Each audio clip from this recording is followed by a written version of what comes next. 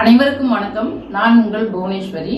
அதாவது வைஸ் சான்சலர்களை, துணை வேந்தர்களை அரசே நிர்ணயிக்கலாம், முதல்வரே நிர்ணயிக்கலாம் என்ற அந்த தீர்மானம் அரசுக்கு சாதகமாக அரசே முதல்வரே வைஸ் சான்சலராக இருக்கலாம், துணைவேந்தர்களாக இருக்கலாம் என்று தீர்ப்பு வந்ததை மேல்முறையீடு செய்து ஹைகோர்ட் நீதிபதி GR சுவாமிநாதன் அந்த தீர்ப்பை ரத்து பண்ணிட்டாரு. ரத்து பண்ணினத அப்போ அரசின் சார்பாக இல்ல, நாங்க மேல்முறையீட்டுக்கு போறோம், உச்ச நீதிமன்றம் போறோம் என்ற கோரிக்கையை ஏற்காமல் கூட ரத்து பண்ணிட்டாரு GR சுவாமிநாதன்.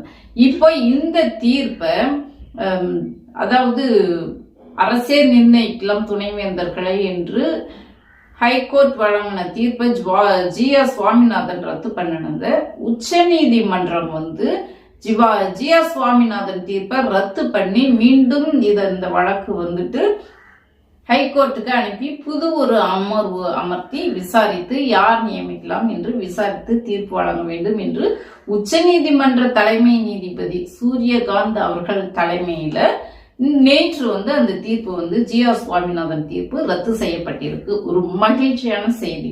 இப்ப செய்தி என்னன்னாக்க, நம்ம போராடி தீர்ப்பு வாங்குற நேரத்துல அங்க இந்த மோடி அரசாங்கம் கவர்னரை வச்சு பிஜேபி ஆளாத மாநிலங்கள் எல்லாம் அரசுக்கு குடைச்சல்களை கொடுக்கணும், அந்த அரசை நடத்த விடாமல் ஸ்தம்பிக்க வைக்கணும் என்று கவர்னர்களை ஆளுநரை வச்சு மோடி அரசாங்கம் நம்ம முதல்வருக்கு தொடர்ந்து குடைச்சலை கொடுத்துக்கிட்டே இருந்தாரு.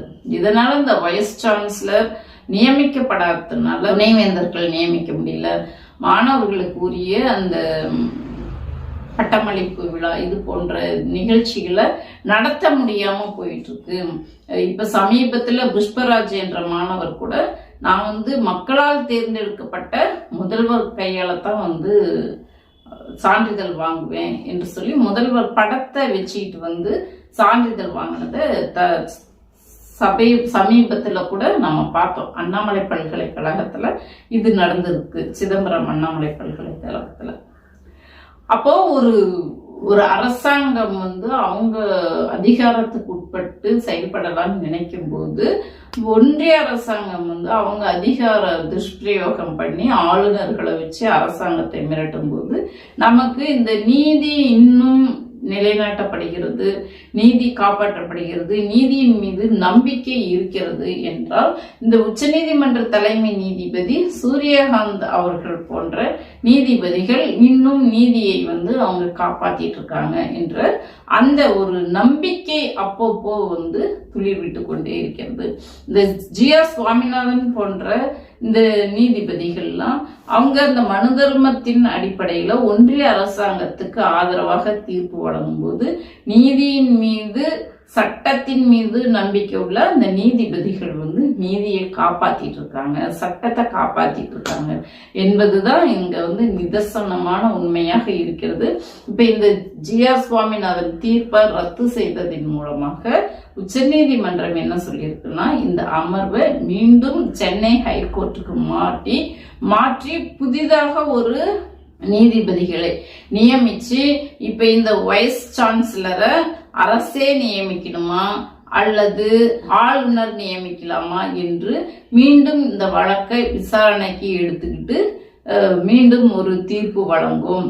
இப்ப இந்த வழக்கு ஹைகோர்ட்டுக்கு மீண்டும் உச்சநீதிமன்ற தலைமை நீதிபதி சூரியகாந்த் அவர்களால் சென்னை ஹைகோர்ட்டுக்கு இந்த வழக்கு மாற்றப்பட்டுள்ளது.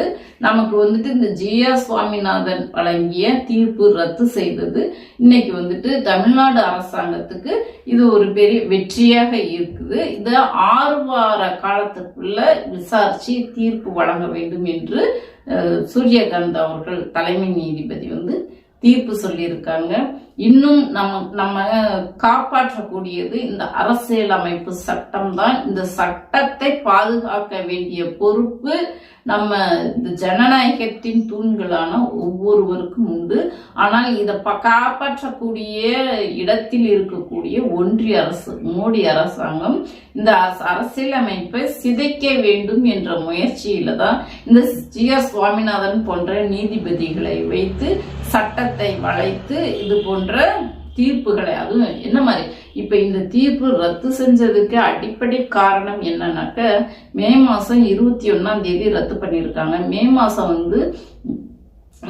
விடுமுறை காலம். அந்த விடுமுறை காலத்திலையும் நீங்க அவசரமா இந்த வழக்கை எடுத்து நடத்த வேண்டியதின் அவசியம் என்ன என்று கேள்வி கேட்டுதான் சூரியகாந்த் தலைமை நீதிபதி அவர்கள் இந்த ஜி.ஆர். சுவாமிநாதனோட தீர்ப்பை ரத்து பண்ணியிருக்காரு.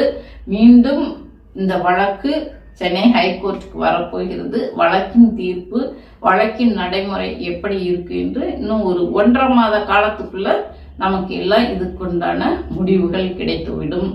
அது வரைக்கும் இப்போதைக்கு இந்த தீர்ப்பு ரத்தானதை வச்சு நம்ம மகிழ்ச்சியாக இருக்கலாம்.